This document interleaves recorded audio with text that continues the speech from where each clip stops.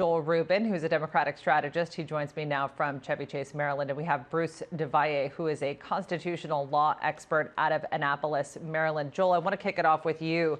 You were actually part of a letter of around 150 signatories of former national security officials, not just from the Trump administration, but from other administrations, saying that this is a big threat to national security, the fact that Trump is not conceding the election and the fact that Biden doesn't have access to these briefings. Tell us a little bit more about that. Thanks, Kilmany, for having me. These moments are critical. Every day matters. And in national security, one never knows where a threat is going to come from and when, if it's going to take place, when it will happen. So we need continuity of government. I served in the executive branch for a number of years, including during the time when there was a transition from President Clinton to President Bush. And at that time, because of what we saw in the delay in the transition, no Bush officials were coming in. And the 911 Commission later pointed to that period as a bad period for our national security because the Bush team didn't have enough time to prepare, didn't get the continuity of information, and ultimately was not really up to speed and ready for the terrorist attacks on September 11th.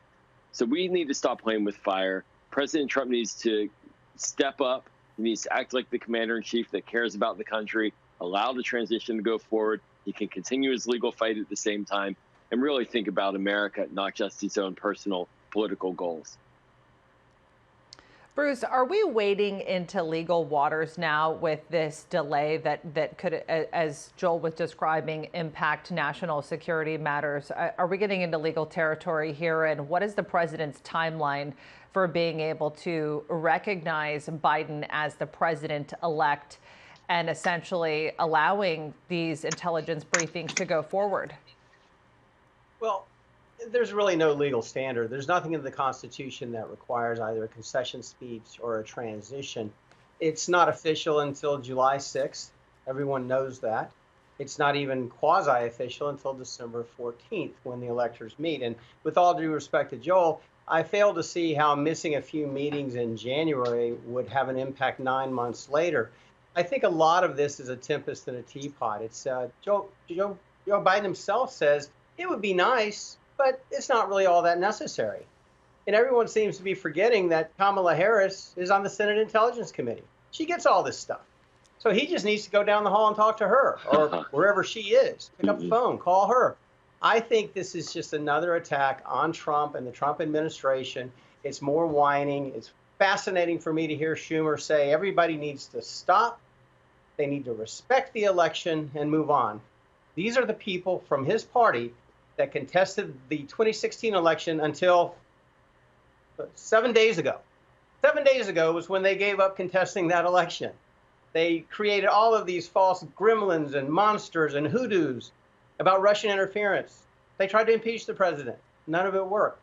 So this is a process that we see. This is a legal process. It is not that unusual. It's nothing that we haven't seen before. The briefing started in 1960. Since 1960, we've seen a little bit of cooperation on the briefings, but these briefings are not that significant. You get most of this stuff by looking at the New York Times.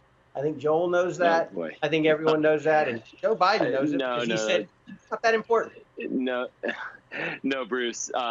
Please don't put words in my mouth that I do not agree with at all. And transitions aren't just about the president and the vice president. I know in the Trump administration, they think that there's only one person that matters.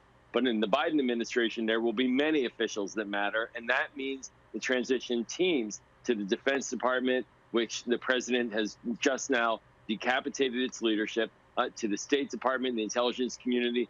We need to have our officials up to speed, ready to go on day one.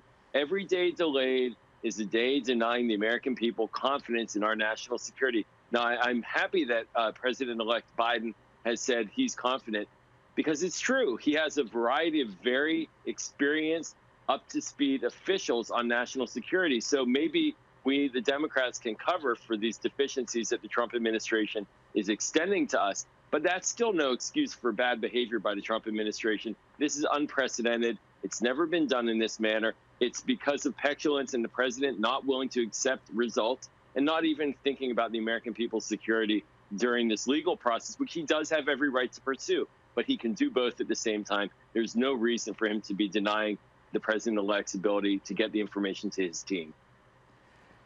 Bruce, let me ask you this. What is the president's strategy at this point when it comes to the legal battles that we're seeing play out in some of these key battleground states, as well as the timeline for these recounts? How is the president still thinking at this point that there is some path to victory, and how is he planning to challenge this? Because I know that this could wade into the issue of having state legislators appoint electors. Is that the road that the president is going down? And how long are Republicans willing to hang on while he does this?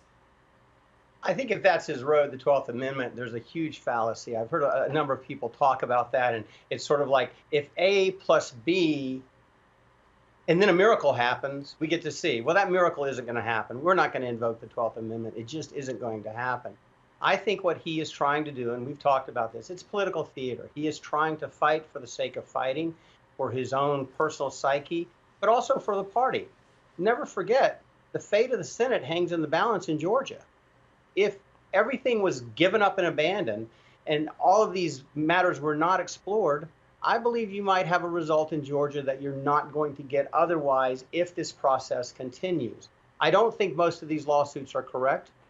I think whatever constitutional issues he had have been sublimated and subsumed by the fact that the votes that are involved are not enough to count. But I do believe there's a really good chance that this fight is continuing to continue to bolster the Republican Party and to continue the fight in Georgia in the runoff election. I also think there's a very good reason to believe that Trump will cease this process. He is acting petulant. He's not acting as petulant as the Democratic House when they tried to impeach the president because they couldn't stomach the coronation of, or the lack of coronation of Hillary.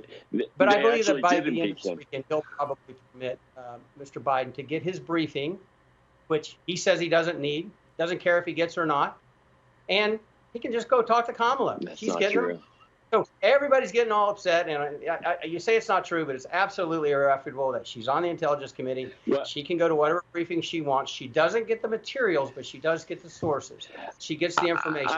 This is another tempest in a teapot. All right, guys, we got to wrap this up. Joel, I'll give you the last word on this one. Tiny quick thing. If this is about the election in Georgia, that is a very poor excuse for this kind of behavior. The presidential election is done. The president should acknowledge the results and move on to fight the Georgia fight, which I agree with you is significant. But this is just dragging the American people through another bit of mud and undermining our democracy and Americans' confidence in our institutions.